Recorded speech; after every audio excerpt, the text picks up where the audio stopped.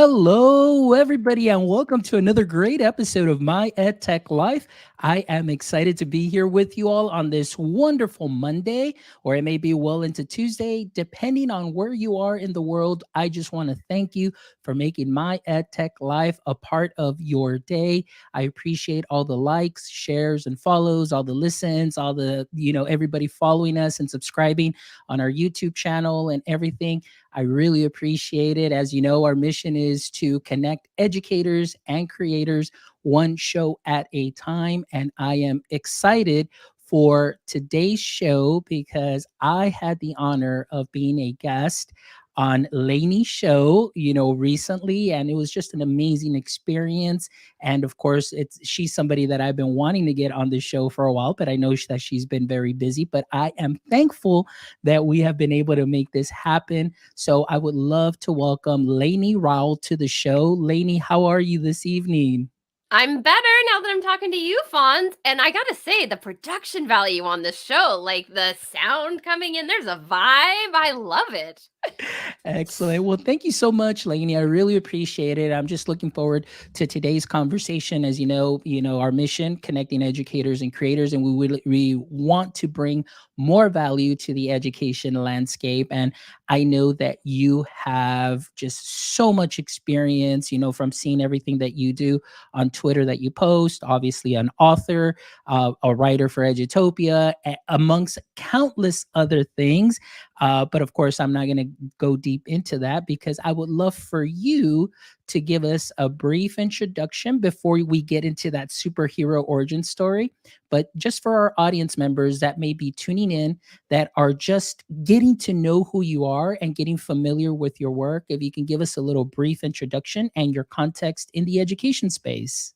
I would love to. Can I give a shout out to my friend Tim Cavey, though? I see him. Oh, and Of there's course. Dan. I mean, I am so happy to see friends in the chat. So that's Yes. very cool. So, like you said, Fonz, I'm Lainie Rowell. I have been in education for more than 25 years, which is like when you say lots of experience, I kind of hear, not that you're putting this on me, but I kind of hear old. I've been around, I know you're not doing that. You're too kind, but I'm starting to feel like, oh, wow, I have been around for a while, which is a good thing because I have loved every minute as an educator. And so I am, as you said, I am an author, writer, podcaster, and I get to go out in the world and work with other teachers shoulder to shoulder. I still get into classrooms to co-teach and to work with kids. But I have like no 2 days are the same. And I know that it's the same way in the classroom, but I would say add to that, no location is the same any 2 days. So I get to travel around and I have so much fun. I am also a consultant for Orange County Department of Education. I live here in Huntington Beach in Southern California. Excellent. Well, thank you so much for that introduction. And I know it's a small introduction because, and it's very similar to your show. Like, I really want to say everything, but this is my favorite segment too. And I know it seems a little repetitive because, my thing is that, the people that I've had on the guest are people that I look up to, people that are doing some amazing things in the education space that I learn from, that I take those little knowledge nuggets and sprinkle them on to what I'm already doing. So I kind of see them and see you as sort of a superhero figure in this space. And as we know, every superhero has an origin story. So, Lainey, if we can start off the show by telling us actually just a little bit more about your journey as an educator. And, my question to lead off this conversation or this section is, was education something that you knew from the start that you wanted to go into, or was this something that came in a little bit later in life? Um, Definitely not where I thought I was gonna go, and I joke that my family is like, "Oh, you changed lanes without signaling. We really did not see you going into education," and I'll explain more about that. But first of all, I know this is the danger of having a podcaster on as a guest is like I want to interview you, and I just want to say, talking about superheroes, um, I know someone who was featured in the Future of Education insert in USA Today. Do you know who I'm talking about, Fonz? Maybe. Okay, because it's a little it's I feel like you're the superhero, but You came on my show and you did a lovely job. I record my shows in advance. It'll be coming out soon. So I'm going to try and be a polite guest and not deflect the question like I sometimes do. So I'll tell you a little bit about my story. And again, congratulations. USA Today Thank is a you. big deal. I'm so happy for you. Thank you, Lainey. I really appreciate you all, and you, and of course, I appreciate all the support and from everybody. It was just something that was wonderful, and eh, I don't know, just I'm just very thankful. Again, it's just the consistency and that hard work, and just podcasting, and just amplifying educator voices like yourself and everything. It just all came together. So thank you so much. I love the shout out to consistency too, because sometimes people see big things happen for people and they're like, oh wow, that just landed in his lap. And it's like you've been working so hard for so long, amplifying the voices of others and all the amazing work that you do for education. So I'm just glad you're getting this acknowledgement. Thank you. So okay, trying to get back on track. I just couldn't help it. So I actually was a psychology major. I went to San Diego State. And when you go to San Diego State, I don't know exactly what it's like right now, but we heavily impacted in every major. But psychology was the one that had the least amount of requirements. And it was something I was like terribly interested in. I was like, this is so fascinating to get to learn about humans and how they're thinking and behaving. And I was in love with this major, but I had absolutely no idea what I was going to do with it. And then it just so happened when you're a psychology major, you do field hours. I was given some options as to how I could do those field hours. One of them happened to be working at a school with students with learning differences. It might have been a choice because I think it was the closest to campus. Let's say no. Let's say it was fate. Let's say it was destiny. But I did end up doing it. And immediately, as soon as I stepped on that campus and started working with those kids, I knew that's where I belonged. So I kind of, like I said, changed lanes without signaling. And that's kind of how I ended up going down the route of earning my teaching credential and all that fun stuff. Oh, there you go. And now, may I ask, so once you stepped into education, what grade level is it that you started off with?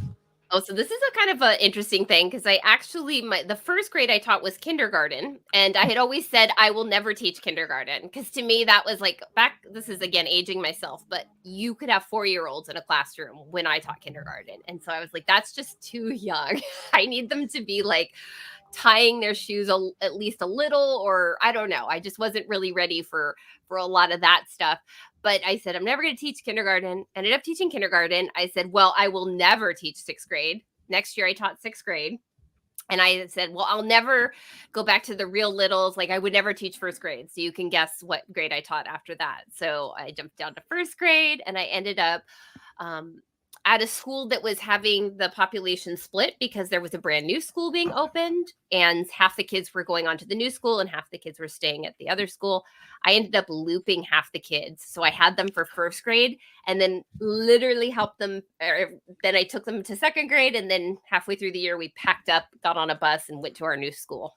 Oh, wow. Okay, so that's an interesting experience, Sarah. That's great. So you started off with the littles. Oh my gosh. I was just telling you today, going back to campuses to help support for some math instruction. And today I got to work with third graders. And like I mentioned to you earlier, I was a little nervous because I hadn't worked with the littles. Usually the lowest, the I think it was fifth grade.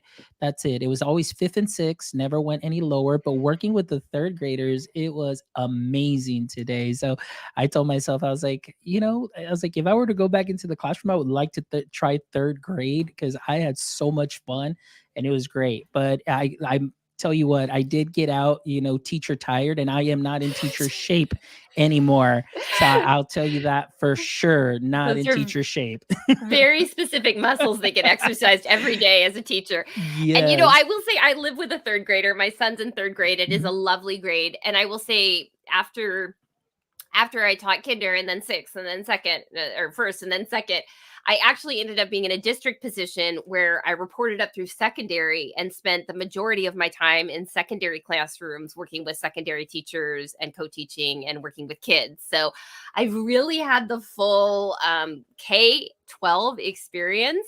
Sherry, third grade is the best. That just popped up, so I had to echo that because For my son's sake, I will say that. But they're all that was the best thing about jumping around grades is they all have something wonderful about them. So that was like a true blessing, even though I did not intend to bounce around. I, I Absolutely. I now go, oh, that's the great thing about teaching kindergarten. That's the great thing about teaching adolescents. That's the great thing. Yeah. Oh So my goodness, absolutely. Well, Lainey, you did mention something, prior to this section, talking about, many people see, kind of that final product and, but it's a lot of hard work that goes into this. And like I mentioned, for example, you are an author, very well-known author, and we're going to talk a little bit about some news. Maybe not a lot of people may know. I know you shared something with me, but we'll go into that. But also, like I mentioned, you are an author for Edutopia, several articles that are out there.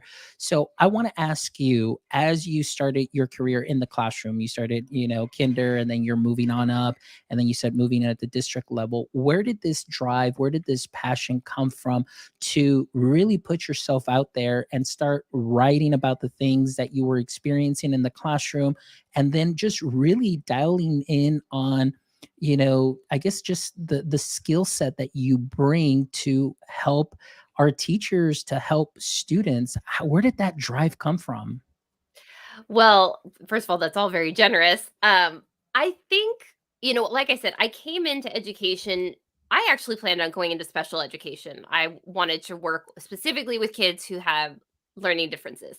Well, it turns out a lot of kids have learning differences. In fact, we all have differences. We're all unique and dynamic. And so I really got excited about, okay, how could I use technology to actually amplify and meet the needs of our learners, amplify their voices, meet the needs of all of our learners. And so that's how I kind of ended up going down that road. And it was really a matter of my principal, who, when we opened that new school, we didn't have a lot of technology, but we had new technology. And when she would come in, she liked what I was doing. And so this amazing principal, Monique, started pulling me out and having me go in and co-teach with other teachers, and it just kind of all snowballed. And like you said, there's a lot that happens behind the scene. I would say the common thread throughout my career is I'm not very good at saying no, although I've gotten better at it. but I still like to do things that are helpful to other people. And so that's kind of the drive behind that, is like, how can not only help our youngest learners, but I want to help learners of all ages. And it's really how I learn. And so there's that saying, we write the books we need to read. And so I love writing books because when I write books, that's how I learn, and it's one of the ways that I learn. Oh my gosh, that is awesome. So I just want to ask you, just because of your experience, and maybe just for countless other educators that are going to be listening to this show, and again, just kind of hear the way that you started, writing books and so on. But what is the one thing that really you said, let me go ahead and do this? What was that first experience like when you said, you know what, let me go ahead and either put pen to paper per se, because I mean, you probably typed this out, of course, but now you said, you know what, I'm going to put this out there. What was that first experience like? Was it something like, did some imposter syndrome kind of kick in? Or did you say, you know what, I'm just going to go ahead and put this out there because somebody out there will definitely find some value? How was that experience like? I'm just laughing because I'm like, so I was very fortunate that I was actually approached about writing a book, by various people, and I never understood why. I'd like to think that maybe I made things accessible and that resonated with people. I don't know why. Maybe I just got lucky. But enough people reached out and said, we think you should write a book, that I was like, okay, I'm just going to do this. And the first book was with Corwin. It took, oh, my friend, it took a minute. I mean, like, I was so much imposter syndrome, so many Oh, bad writing habits. Like, it took forever. And then, I spent a couple years kind of flailing. And then I brought Christy Andre and Lauren Steinman on to write with me. And the accountability and also being able to share their brilliance, that was really, really helpful to me. And I think once I broke through that, that was really helpful. And if I could just add to the whole behind the scenes concept, if people look at my Edutopia and they're like, oh my gosh, she's written like 12 articles in 2 years. Friends, I have not submitted 12 articles. 12 articles have been accepted. I have submitted way more than 12, and I still to this day get rejections. So I'm not, that is with so much love to Edutopia, but I just want to put that out there because I think sometimes people get the no thank you, this isn't right for us right now, and they take it really personal and they're like, well, I'm done with that. And I it took many attempts to get into to where I felt comfortable, like, okay, they might say no to this, but I'm still feeling good about this, I'm going to put it out there. Excellent. Well, see, and that's good to know. I just wanted people out there to know because and that's so good that you share that with us that obviously, you may want to put some stuff out there and like you said, this may not be right at that moment, but it just Mm. doesn't mean like oh, it wasn't any good. It's just for that specific moment and maybe the timing was off. Maybe you're already way ahead. People aren't there now or, whatever the case may be, but I love that you share that and that you're putting that out there because again, for many audience members, many people that are listening and they watch, they're like, oh, they just make it look so easy, but it really isn't. But so tell us a little bit about your books. The inspiration you have. The Evolving Learner, and then of course Evolving with Gratitude. So tell us for the story behind it. I'm curious to know, and I always like to pick people's brains because this is the way that I learn too. Because I'm going to reflect on this and say, hey, is this something that I can kind of do? Or, hey, you know what? That's something that I learned from Lainey. So maybe let's try this out. So tell us about those two projects. And then, maybe you had something in the works possibly. I do. I'm so excited about my next project that I'm in the process of right now.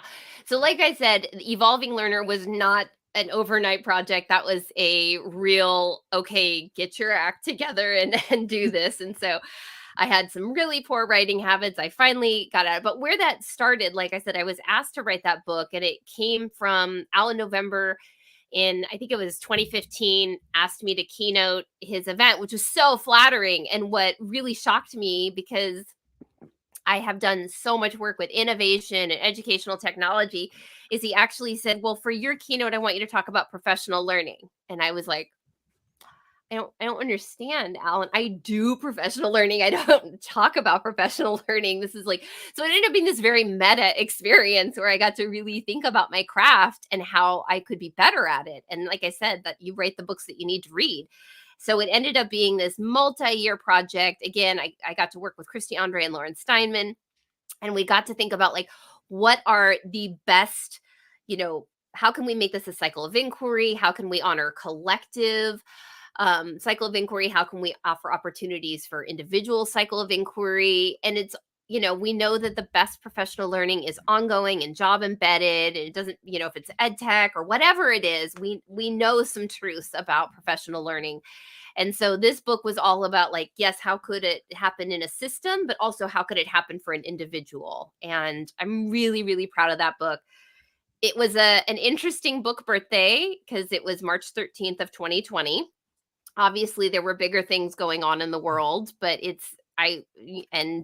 lots of sadness, and I do not recommend launching a book when the western hemisphere shuts down for a pandemic. So it was an unfortunate release, but I'm still really proud of that book, and it did have a really, it's been getting a lot of really good attention, I guess you'll say.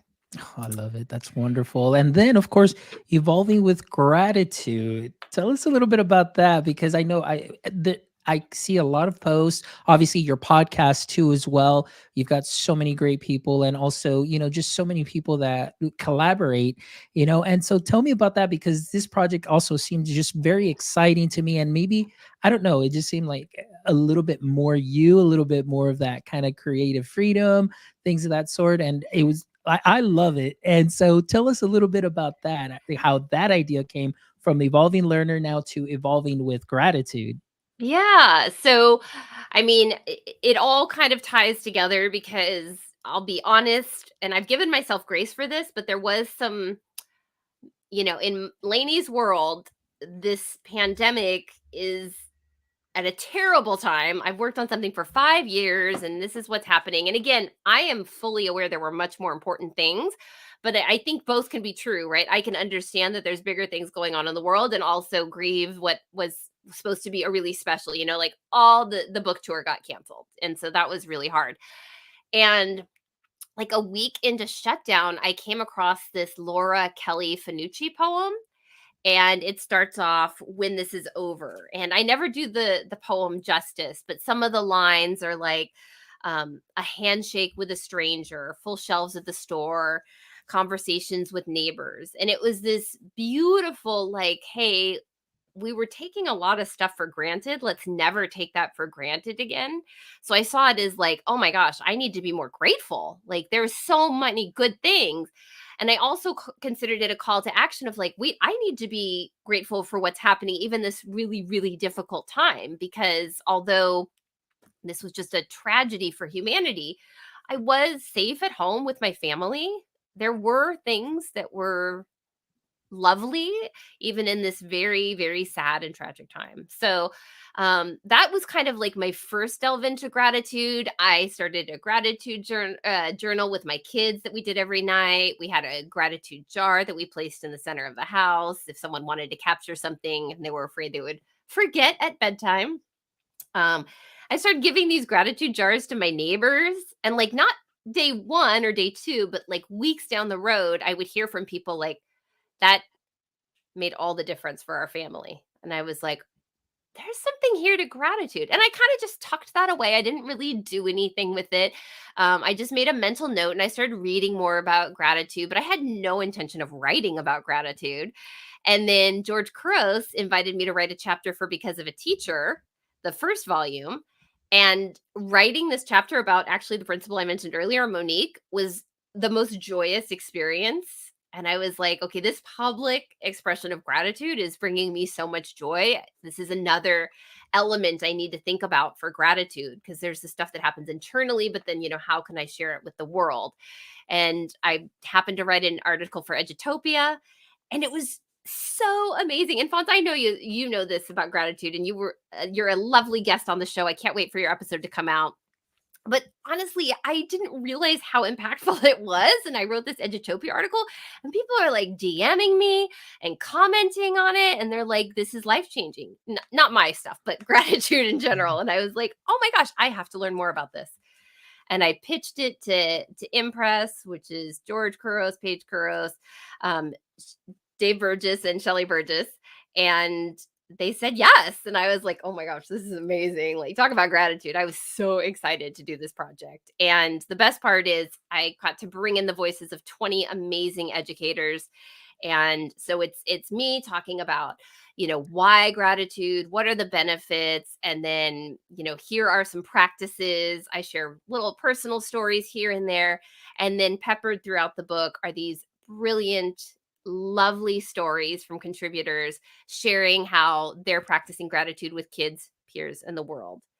And I just have to tell you, one of the nicest compliments I heard about the book was a couple weeks ago. I was at a conference and someone came up to me, and she had bought the book when it first came out. We're almost at a year now.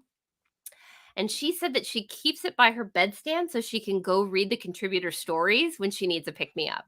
Like right before bed, she finds it very like therapeutic. It brings her joy, gets her excited for the next day. And I was just like blown away. So That's amazing. And that project, okay, we've got a comment here. Mr. Carr on the web. Thank you so much for joining us. Fantastic.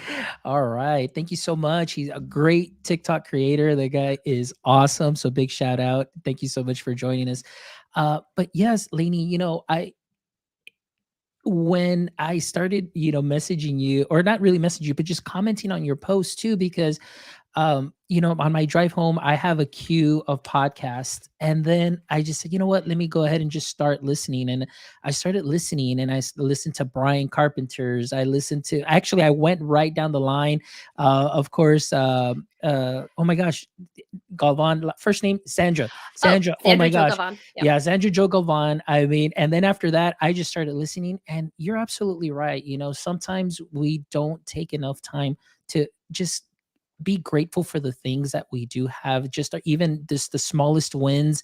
Even today, thinking and reflecting on my way back, I'm like, I know my position is not to do or be a math teacher, but the fact that I was asked to do this and do that help, I am so glad that I did it, because again, just reconnecting with fifth graders, sixth graders, and third graders, and that just really brought joy to my heart today that I was just so pumped up. And then the fact that I get to speak to you about gratitude and what you're doing through your podcast, honestly, like it makes my drive to in the morning to work.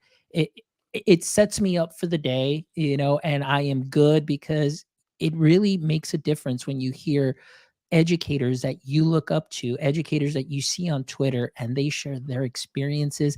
It's like, hey, like this is wonderful. People being vulnerable and Yeah. sharing these things, and that human aspect, it's so important, and it's really helped me out too as well. Like I said, listening to your podcast, listening and reading, all the contributors, their stories, because everybody has a story, and everybody's story can add to that specific moment that you may be going through in a positive way, and just kind of maybe help you see things through a different lens, which is why I love doing what I do. And I'm sure that that's why you love also doing the podcast, just seeing things from different lenses, seeing different types of gratitude, and the way that we are just grateful for what we have. So it's just really exciting. So before we get into the new stuff, tell me about the podcast then. So really, the book came out first, and then you started doing the podcast. And how did that come about? And were you really excited to just really get going? Because I know you were doing podcasting before,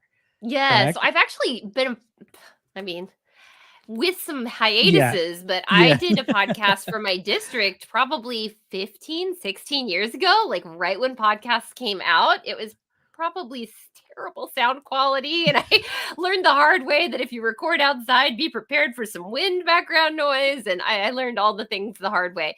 And then I did a podcast with Bree Hodges, Mhm. Lemonade Learning. We're on hiatus for that. That is a busy girl. We both got a lot going on. Hopefully we'll get back to that soon. And then, like I said, there's 18 stories by 20 amazing educators in Evolving with Gratitude. I knew within 4 weeks of starting that project, I needed to hear more stories. And I knew that it also needed to be a short book. So I figured, okay, well, these are the stories that are going to be in the book, but I can do a podcast so I can keep the stories going. And I don't know if we have any Huberman Lab fans, but Andrew Huberman has talked about, his challenge with traditional gratitude practices. And he shares a protocol, and I write about it in the book. And I think this works really well for some people. And it's to think of a gratitude story for, when you felt gratitude, when someone expressed gratitude to you, or when someone else has experienced it. And we can have this like emotional contagion where we feel it too. And so to me, that's why I wanted to do the podcast and why I continue to do the podcast. I'll do it as long as people will listen to it because I just love the stories. And like you, I listen back and reflect on it, cringe when I talk because that's not usually a good part. But I'm like, how can I remove Lainey? But the guests and their stories are just like they fill me up. They are so heartwarming. And they're not, and you mentioned vulnerability. There's a lot of vulnerability in the stories that are shared. This is not all sunshine and roses. This is people really being honest about things that are hard and things that are good and how they use gratitude as a coping mechanism and how it helps them build their resilience. And it's not that nothing's bad. We're going to ignore the bad. It's just a choice of how can we embrace all the emotions and also really look for the good. Excellent. Yeah, I absolutely love that. So, just to touch just a little bit more on that, because I know I keep saying like, "Oh, we're going to announce something," but it's just because I just the timing is right. But what, Lainey, right now through your experience, how do you see gratitude fitting into the education space right now? What is it? How can we do more of it? What can we Yeah. do to help our teachers? Like you said, gratitude can be a coping mechanism. So, through your experience and through your eyes, as far as what you're seeing, how can we do better?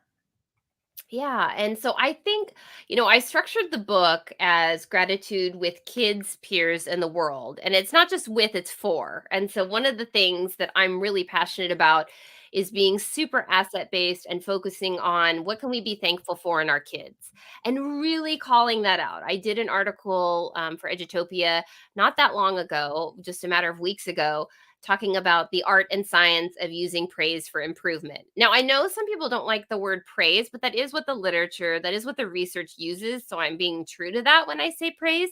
But just to be super clear, we're not talking about praise as in like good job and vague and insincere. We're talking about specific authentic appreciation, and maybe it's for something they're doing for learning, or maybe it's just something they're due to cooperate with their peers or with you, but really looking for. And I was taught in my psych degree, I was taught 6 to 1, 6 positives for every negative. And that's an aspirational ratio because it's not really easy to do. But even if it's 5 to 1, 4 to 1, because the experts don't even agree. But what they do seem to agree on is overwhelmingly, specifically and authentically highlighting the positive. And we see this in every facet. This isn't just in education with learners, this is in friendships, partnerships, romantic relationships, business relationships. This has been shown across the board. And so I think that that's something I really want to focus on right now is like with kids, peers in the world, how can we focus on showing our appreciation for the good? Now, notice the praise to correction isn't 6 to 0. We still need to give feedback that's, specific and actionable, high quality, timely, all those things, but just being super intentional in how can we focus on the good.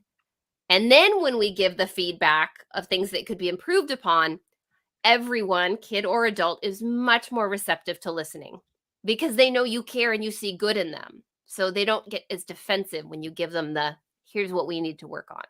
Perfect. And for I did put in the link to Edutopia for your profile where it's got all of your articles, but I also did pop in the link. And just in case you're wondering, this is the article that Lainie's talking about, the most recent one that did come out on Valentine's Day. All right, February 14th. But it is the art and science of using praise for improvement. So please make sure that you do check this out because I did read this and it offers just it's a great resource for you to go through. And I love the tips here for highlighting positives and promoting growth. So it's very well written, it is concise, it's something that you can definitely pack in your teacher tool belt for sure. So please make sure that you do check it out. So Lainey, anything else going on in the works by any chance? So I will tell you, it's like I've been a little bit vague on social about this, but I did put out a post a few weeks ago that I am partnering with a brilliant creative on a project. This brilliant creative happens to be one of my lifelong best friends. And I'm still not sure how to explain it well, but it's an interactive gratitude journal. And it is meant to be super fun, really inspiring. It's a lot of choice. So it's meant to be, when I'm doing the research, and I've actually over the years bought like 50 plus gratitude journals. Some of them are really open ended, some of them are super guided.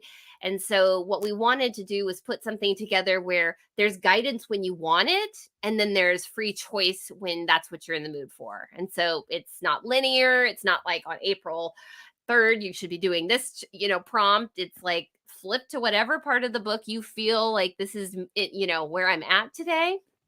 And I just got off a call with my partner earlier today. She's in charge of the visual and the design, and it is just going to be so lovely. And I'm just super excited to get it out there. We don't have a date. We're still in the early stages, but I think people are going to really love it. And it's actually, we like to say it's for anyone 10 to 110 because we've written it for tween and up. And honestly, if you did it as a family, you could go even younger than 10.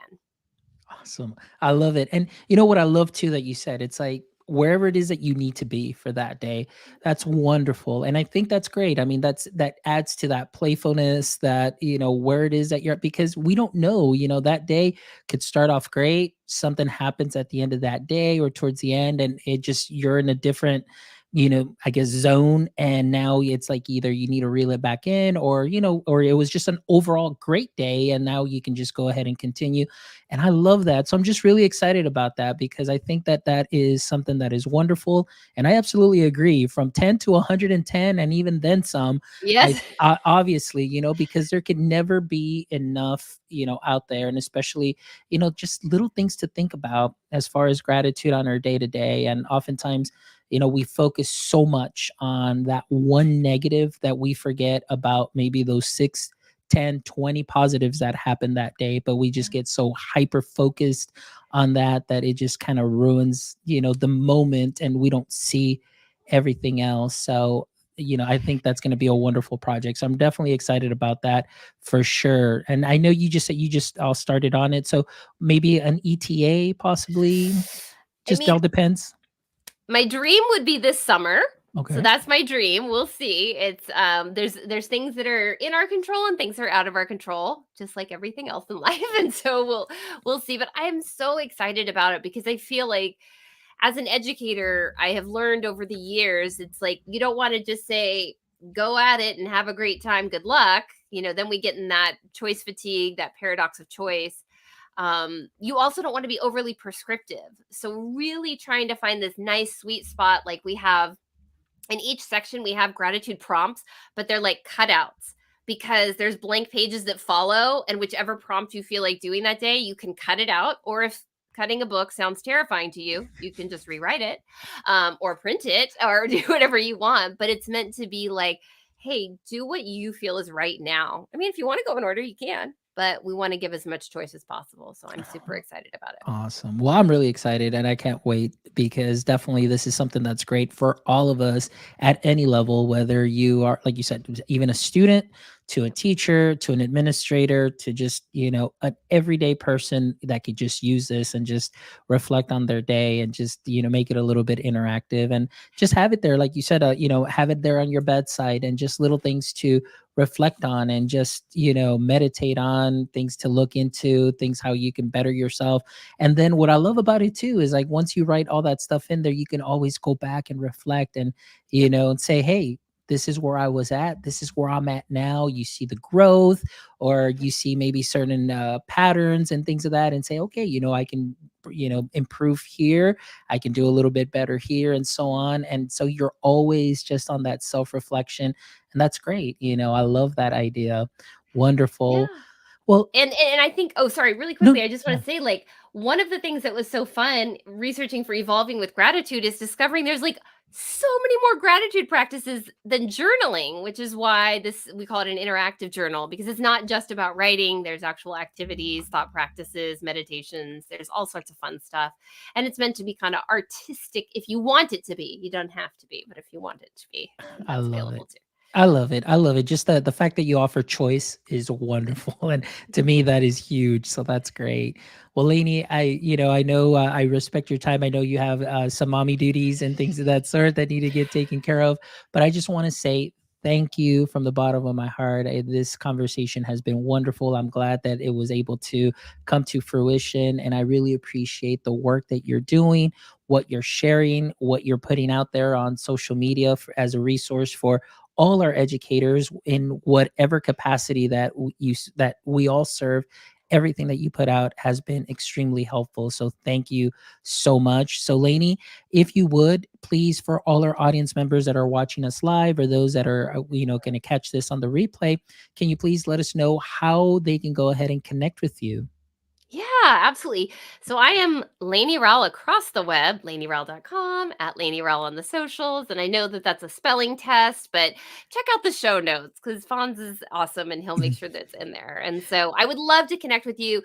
Tim has a question in the chat. Is the journal something that would work with middle schoolers? It absolutely, they're actually kind of who we have in mind because we know if it's going to work with middle schoolers and we can make it appropriate for adults too, that's going to be like a huge win. And so thanks for that question, Tim. Good. Excellent. Great question, Tim. Thank you so much. Thank you so much for being part of the chat. I really appreciate you, my friend. And I do want to give a shout out to Tim also because his YouTube channel, I believe, had 100,000 views, and that is definitely no small feat. And one thing that I do want to say on the topic of being grateful, Tim Cavey is one of the podcasters, educators, friends that I am really grateful for because I've been able to learn so much from him in this space, in the podcast space, in the content creation space, and all of that. So I definitely am very thankful for him and his friendship. Same thing for Dr. Dan Kreines, who's on here too as well, that I've been learning a lot from. So I'm very thankful to Sherry also. And there's so much Sherry has been like every show she's always there. So definitely on that topic of gratitude, thankful for everybody that is here and that they were able to join in and listen to you tonight. So Lainey, thank you again. I really appreciate it. But before we go, I Yes. always end the show with these last three questions. Yep. And if you've seen the show before, you are very familiar with the three questions, but I'm going to throw a little curveball in there at the end. So here we go. Question number one, Lainey, in the current state of education, what would you say is your current edu kryptonite? So I am a listener and a watcher of the show. I know this question's coming. It's still a little daunting because I feel like it might be a touch contextual, kind of like what's happening in my mind today. Um, so I okay. Ugh. First of all, I'll just say I'm not a great with uncertainty. That's probably my overall kryptonite in general. I think where we are right now, I'm going to bring this to something specific to ed tech because I think this is a really important moment in time. And I understand the hesitation with where does a classroom fit in with chat gpt, but I'm just going to say I see a lot of potential, and just like any tool, any service, in the beginning there's a lot of opportunity for abuse, and sometimes the first people on are very clever at using it in ways that maybe we don't want them to use it. But I am, hopefully I don't get some, I'm thinking your audience might be on board with me with this, but I just see a lot of potential, and I'm so excited about thinking about like how can we really teach kids to frame things, and adults too, so that they get the best quality results, whether it's a Google search, a chat GPT query, whatever it is. Like I just see this as such an opportunity, and so I get a little anxious when I hear people dismissing it or banning it head up, right out of the gate. I Yeah. understand, but No, great question. Great answer, actually. And I do see it. I mean, future of education, we know that education is continually changing.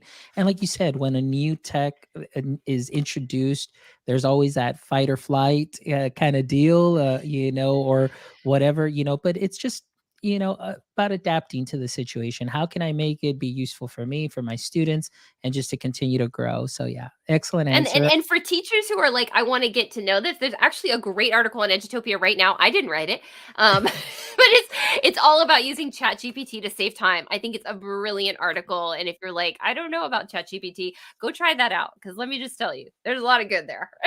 Oh, I remember when I had a conversation with you, you're like, "Oh my gosh, ChatGPT was down," and that kinda set me back. So, yeah, a little behind the scenes, like, if I get a writer's block, to be clear, my writing is my own. Edutopia is not published anything from ChatGPT.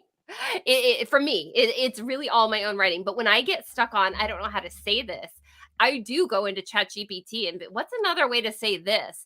It's usually not what I want to use, but it usually gets me closer to what I want to say, and I can keep refining it, which is like a really intense meta, like critical thinking thing. It's not like I'm gonna put if I put garbage in, I'm gonna get garbage out. So it's me trying to think about like how can I craft something the best I can be? How can I put it in here, maybe get it better? And then when I get that back, how can I make it even better with my own like flair, if you will? Of course, absolutely. All right, question number 2, Lainey, if you could have a billboard with anything on it, what would it be and why? So this billboard would maybe cause car accidents because it's a really long word, but I still the essence of it is the important thing. But there's this $5 word that I first heard from Todd Rose, and it's equifinality. Just means equal in the end, if you will, if you want to get like all word sciencey on it. But just this idea that we can all get to the same great destination taking different routes. And so that's kind of been my like one sum of like, if you ask me about, well, Lainey, when you talk about inquiry based learning, what do you want to say? I want to say that we can get here and we can all take different routes to get there. Talking Uh, about gratitude. Some people are going to love to free write and do journal responses. Not for everyone, which is why we're doing the interactive journal that has all these different practices like mental subtraction. So yeah, so I think like I said, this is going to be an annoying billboard because people are going to be like, I don't know what equifinality means, but it would be intriguing. I hope. Perfect. Actually, I love that. And I love, like you said, it's like with math, it's like there's more than one way to solve a problem. Yes. I love this. There's more than one way to get to your end goal. And, sometimes, you don't expect to take that road, but it ends up being the best one to get you where you need to be at that specific time. So, yeah, I love it. Thank you so much. And I know the last question I usually say, if this was your podcast and I was your guest, what would be one question you'd like to ask me? However, since I was a guest on your podcast, I'm going to change the question up a little bit. All right. So that's why I said I'm going to throw a little curveball at you, but it's I'll not take the too, curveball. yeah, But can I it's not. just make a pitch for I want people to listen to your episode on evolving with gratitude because you have so much wisdom and I want people to catch that. Oh, thank you. Thank you. Appreciate it. But here we go. Last question. What is something in life you really have an appreciation for that most people don't know? Okay, this is what popped into my head. Um, I have an appreciation for constraints. So I'll explain more. And that is, I think it's really fun to problem solve. And so when I'm told, like, well, you can't do it this way, I'm like, great, let me figure out another way. Because there's, like, we've just talked about with equifinality, there's usually many ways. I rarely come across there's only one way. And so I actually kind of find constraints interesting because I think they're a great opportunity to get really creative in my thinking. Was that an Excellent. off the wall answer? That was, yeah, and again, for all our audience members, that was not rehearsed or pre-planned or anything. That was literally a curveball right now because I said, well, I was already on her show. So hopefully you do catch that episode, which will be coming out soon, but check it out. But Lainey, thank you so much from the bottom of my heart again. You have been an amazing guest. Thank you so much for all the wisdom, enthusiasm, and the work that you continue to share and just the positivity that you put out into the education space. Like I said, your podcast is one of my favorites that just really sets the tone also for my day. Hearing all the educators that have been on your show too, hearing their stories, it's this is why we do what we do. We would just want to amplify those voices. And so thank you for what you're doing. Keep doing the amazing job that you're doing. So thank you, thank you. You too, Fonz, and I want people to and like your USA Today feature came out like 2 days after I had you on the podcast, so I didn't even get to talk to you about it. So I feel like you knew it was coming and you kept that from me, but we're still friends and I still adore you. And we're going to have to put that in the show notes for when your episode comes out so Oh, people for can check sure, that for out. sure. Well, thank you so much. And to all our audience members, I again, from the bottom of my heart, I am thankful for your support. Thank you so much for making my EdTech life what it is today. For all our audience members that were here in the chat, like I mentioned again, Tim Cavey, Dr. Dan Kreines, we've got Sherry Fleischer that was on here as well. We had Mr. Carr on the web that was here. Thank you so much. It really means a lot that you guys find value in our content. If you do find value in our content, please make sure you follow us on all socials at My EdTech Life. Please make sure that you subscribe to our YouTube channel, give us a thumbs up. Make sure you give us some hearts on Instagram and all that good stuff. Retweet our stuff. We really appreciate all of the support. And make sure you stop by our website at myedtech.life, myedtech.life, where you can check out this amazing episode and the other 100 and where am I at? 188 other episodes too as well. I kind of lost count. I'm almost close to 200, so that's another amazing feat.